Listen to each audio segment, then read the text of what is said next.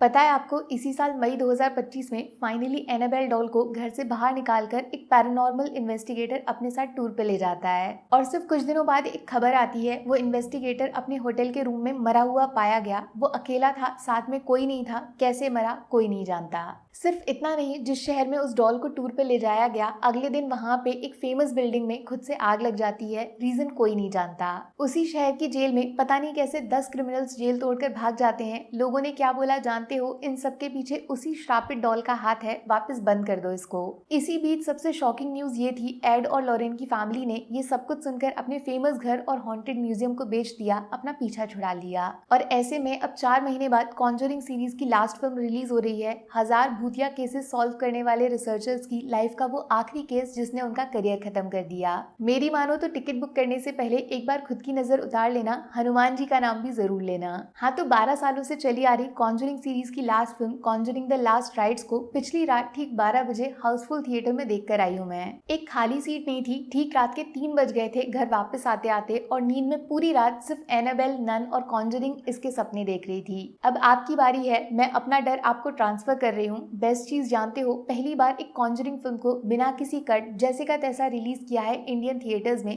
Thank you censor board. Film R rated है, माने restricted. सिर्फ 18 साल से ऊपर के लोग देख सकते हैं, और इसके पीछे का रीजन है हॉरर। ये सिर्फ हाइप के लिए या फिर सच में? चलो बताऊं। फिल्म की कहानी एक ऐसे बच्चे के बारे में है जो मरा हुआ पैदा होता है। पूरे 1 मिनट के लिए उसकी दिल की धड़कन चलना बंद हो गई थी, फिर पता नहीं कैसे वो वापस लौट आया। और आगे चल के ये बच्चा कोई और नहीं, फेमस पैरानॉर्मल रिसर्चर्स एड और लॉरेन की बेटी निकलती है। और अगर आपको याद होगा, ये वो पहली इंसान है जिसने नन को आंखों से देखा था। कहने का मतलब ये है, अपने मम्मी पापा की तरह बेटी के पास भी शक्तियां हैं, भूत प्रेत वाली चीजों को सेंस करने की, उनके बारे में फील करने की। और ऐसी ही एक फीलिंग इनको ले जाती है एक परिवार के पास जिसका केस मीडिया में काफी फैला हुआ है, जिसके 8 मेंबर्स को घर में रहने वाली आत्मा ने हॉन्ट किया हुआ है। फैमिली थोड़ी गरीब है, घर छोड़कर जा नहीं सकती, और घर में भूत है ये जानकर भूत के साथ रह भी नहीं सकती। स्पेशली तब जब ऑलमोस्ट हर रात घर का कम से कम एक इंसान मरते मरते बचता है और उसको हॉस्पिटल ले जाना पड़ता है। सब कुछ मीडिया के कैमरा में है। सिर्फ एक सहारा है, द वॉरेंस का, लेकिन वो फिलहाल रिटायर्ड है। बट उस परिवार को ना सही, लेकिन अपने परिवार को बचाने के लिए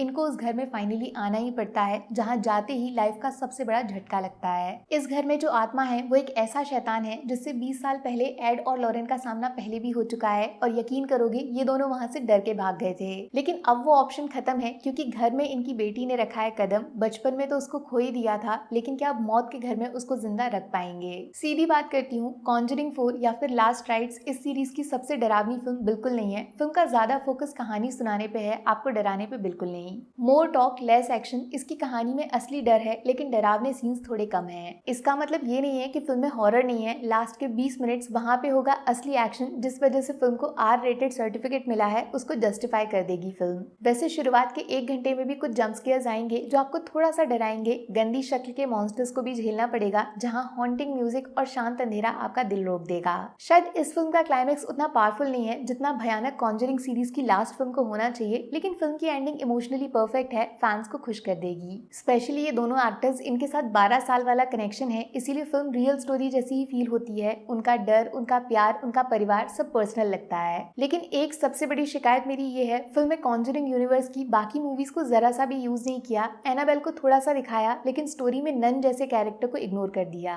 और इस फिल्म में जो मॉन्स्टर्स आएंगे उनकी बैक स्टोरी तो डरावनी है, लेकिन उनके साथ वो एनाबेल, नन जैसा वाइब फील नहीं होगा। आंख खोल के उनको देख सकते हो, डर से आंखें बंद नहीं होंगी। कॉन्जरिंग बहुत सिंपल सीधी सादी हॉरर फिल्म है, ज्यादा दिमाग लगाने की जरूरत नहीं पड़ेगी। कहानी इजी है और एंडिंग भी गुड वर्सेस इविल, इसमें कोई सीक्रेट ट्विस्ट नहीं है। फिल्म को 5 में से 3 स्टार्स मिलेंगे। 12 साल के इमोशंस, रियल लाइफ जैसी कास्टिंग और लास्ट के 20 मिनट, वहाँ छुपा है असली जादू। नेगेटिव्स में हॉरर सीन्स बहुत बेसिक हैं, स्पेशली 2025 में जब ब्रिंग हर बैक टुगेदर जैसी मूवीज बन चुकी हैं, तो कॉन्जरिंग बच्चों जैसी लगेगी। दूसरा माइनस पॉइंट, यूनिवर्स बनाया ही क्यों अगर उसको सीरीज की लास्ट फिल्म में यूज नहीं करना था? सब लोग साथ आते तो डर 100 गुना बढ़ जाता, पैसा वसूल हो जाता। फिल्म देखनी ही देखनी चाहिए हर उस इंसान को जो 2012 से लेकर अभी तक सारी मूवीज देख चुका है। अब पॉजिटिव नेगेटिव पे मत जाना। कॉन्जरिंग एक नशा है जिसको आखिरी बार महसूस करना तो बनता है। फटाफट टिकट बुक कर लो, ऑनलाइन भी लाइन लंबी है। मिलूंगी जल्दी। Take care, bye bye.